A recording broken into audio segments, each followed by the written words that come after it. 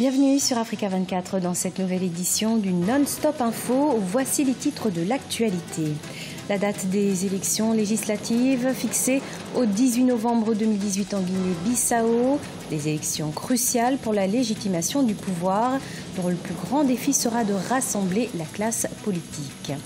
Au Sénégal, Barthélémy Dias, condamné ce mardi 17 avril à 6 mois de prison ferme. Le maire de Mermoz Sacré-Cœur a été déclaré coupable d'outrage à magistrat et d'appel à l'insurrection. Et puis le secteur du cacao en plein essor au Ghana, deuxième producteur africain de cacao après la Côte d'Ivoire. Le pays élabore un plan de développement du secteur dans lequel 600 millions de dollars seront injectés. Se dirige-t-on vers une pacification sociopolitique en Guinée-Bissau? La nomination ce 16 avril d'Aristide Gomes au poste de Premier ministre a d'ores et déjà donné le ton. Ce lundi également, un décret pris par le gouvernement a annoncé la tenue des législatives pour le 18 novembre 2018. On fait le point avec Victoria Siamlo-Selji. En Guinée-Bissau, les élections législatives se tiendront le 18 novembre 2018. C'est ce qu'a annoncé le président de la République, José Mario Vaz, par un décret pris ce lundi 16 avril, comme convenu lors du sommet de la CEDEAO tenu à Lomé au Togo. Le sommet, ouvert pour résoudre définitivement la crise bissau-guinéenne, a connu la signature de plusieurs engagements, parmi lesquels la nomination par le chef de l'État bissau-guinéen d'un nouveau Premier ministre. Lundi 16 avril, le choix s'est porté sur Aristide Gomes pour conduire le gouvernement de consensus.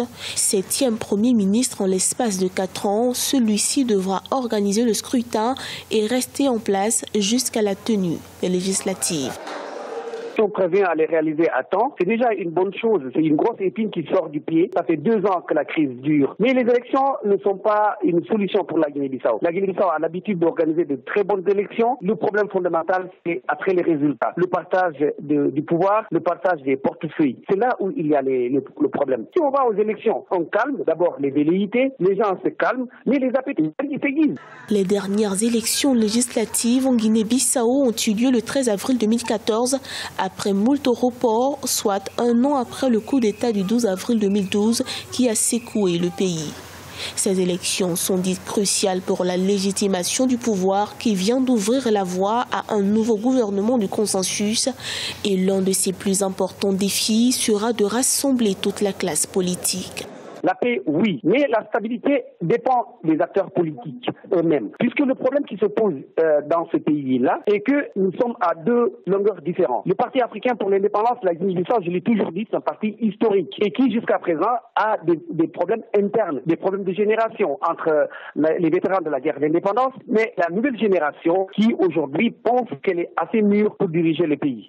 Autre engagement pris lors du sommet de la CEDEAO, l'ouverture du Parlement bissau-guinéen le 19 avril 2018 par l'ensemble des acteurs politiques afin de statuer sur des points cruciaux devant favoriser le retour à l'ordre constitutionnel et la mise en place des institutions républicaines.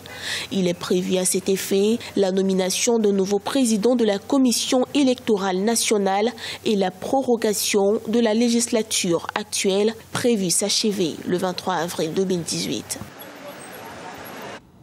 Au Sénégal, Barthélémy Dias, déclaré coupable d'outrage à magistrat et d'appel à l'insurrection, condamné à 6 mois de prison ferme ainsi qu'à une amende de 100 000 francs CFA. Le maire de Mermoz Sacré-Cœur avait critiqué les juges après la condamnation du maire de Dakar, Khalifa Sall. L'élu compte faire appel dans les prochains jours. Eladjine Diaye. Barthélémy Dias a été condamné à 6 mois d'emprisonnement ferme par le tribunal des flagrants délits de Dakar ce mardi 17 avril 2018. Le maire de Mermoz Sacré-Cœur a été déclaré coupable d'outrage à magistrat et appel à l'insurrection. Aujourd'hui, c'est l'heure de la pensée unique. Big Brother. Cela n'est pas possible. On est en train de reculer grave. Ce n'est pas normal. Barthélémy Dias, tout comme le grand-maire, député-maire de Dakar, Khalifa Ababacar Sall, ont commis le crime de ne pas être derrière le chef de l'État. Le crime d'avoir des opinions contraires à celles du pouvoir. Donc, nous vivons des heures de dictature grave. Barthélémy Diaz rejoindra ainsi le maire de Dakar, Khalifa Sall, en prison, mais ses avocats comptent interjeter appel. Nous allons interjeter appel, comme nous l'avons déjà fait dans le dossier de la caisse d'avance de la mairie de Dakar. Et nous pensons que devant la cour d'appel, nous allons avoir des juges courageux, des juges qui vont dire le droit et qui vont dire non quand même à toute directive, c'est-à-dire une justice indépendante, une justice qui ne soit pas aux ordres, une justice qui ne soit pas au service d'un parti. Pour rappel, lors du procès, le procureur de la République avait requis 2 ans de prison ferme contre Barthélémy Diaz. Le maire de Mermoz Sacré-Cœur a été déféré au parquet le mardi 3 avril par la section de recherche de la gendarmerie. Il avait été inculpé le même jour et placé sous mandat de dépôt. 600 millions de dollars, c'est le montant qui sera injecté dans le secteur du cacao au Ghana. Objectif du gouvernement, augmenter la transformation locale et replanter massivement des arbres afin d'optimiser leur production. Explication dans ce sujet de Deogracias Podou. L'organisme de réglementation du cacao au Ghana annonce un investissement de 600 millions de dollars pour développer le secteur. Une partie de ce fonds sera allouée au projet de transformation locale du cacao et une autre partie servira à replanter massivement les arbres malades. C'est du moins le défi prioritaire du Ghana qui compte ainsi améliorer et optimiser la production de son secteur cacaoyer. Le projet fait partie des plans visant à augmenter la production de cacao du pays et à lui permettre d'accumuler des stocks en cas de surproduction mondiale.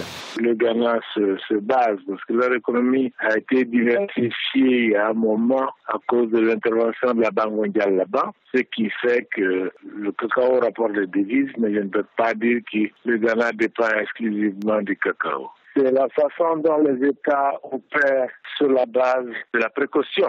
Si c'est le secteur qui peut leur apporter plus, je pense que c'est pas une mauvaise option, parce qu'à partir du moment où ils ont le contrôle, un peu plus de contrôle sur ce secteur, je pense que c'est indiqué de s'orienter dans cette direction. Le Ghana est actuellement à la recherche de fonds pour financer son secteur du cacao, au moment où le conseil d'administration du Cocoa Board vend des titres de créances sur le marché local à des taux d'intérêt allant jusqu'à 20% pour couvrir ses dépenses. En 2017, l'institution avait décidé de ne pas réduire le taux de rémunération des agriculteurs, même si les prix mondiaux des céréales ont chuté de plus d'un tiers. Quand on a un seul produit, s'il y a des soubresauts au niveau du marché international, ces pays sont violemment atteints par ces mouvements au niveau du marché international.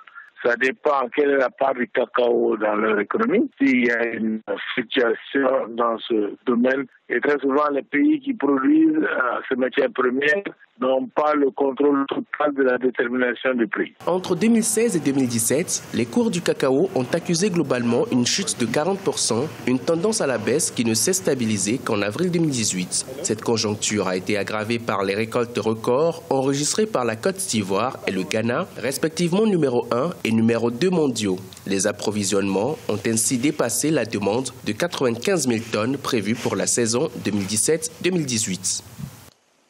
Focus à présent sur un salon de coiffure à Douala au Cameroun qui encourage les femmes à rester naturelles. Sa propriétaire Mira Fombé conseille les femmes sur les soins capillaires sans l'utilisation de produits chimiques défrisants.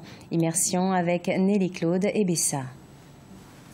L'Institut de beauté Lorter est l'un des salons les plus fréquentés du centre-ville de Douala, la capitale économique du Cameroun. Ouvert il y a 10 ans par Mira Fombé, il s'occupe principalement des femmes aux cheveux naturels. La propriétaire, Mira Fombé, âgée de 40 ans, met ses compétences au service de la coiffure et de l'entretien des cheveux naturels sans l'utilisation de produits chimiques défrisants. Anecdotique, elle se remémore avoir perdu ses cheveux après des années de mauvais soins liés aux produits chimiques.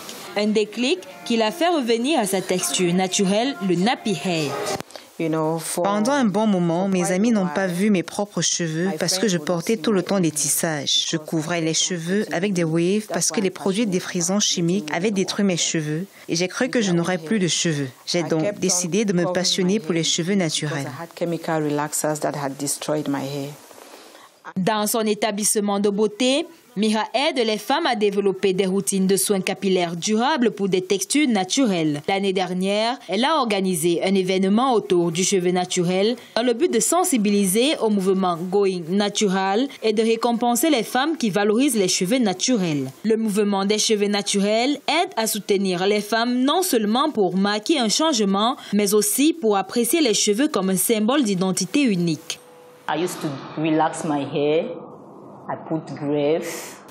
J'avais l'habitude de défriser mes cheveux et je portais des extensions.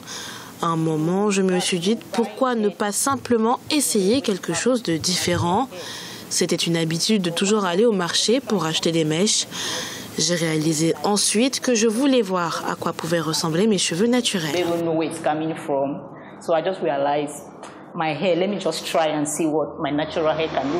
Le salon de Mira Fombe reçoit une moyenne de 21 clientes par jour qui payent environ 5 000 francs CFA pour un lavage, un soin profond et une coupe. Comme l'attrait pour de beaux cheveux se poursuit, les défenseurs du naturel recommandent une pratique régulière et saine de soins capillaires et l'acceptation de soi. C'est la fin de ce journal. Merci de l'avoir suivi. Dans un instant, une nouvelle édition de l'information sur Africa 24.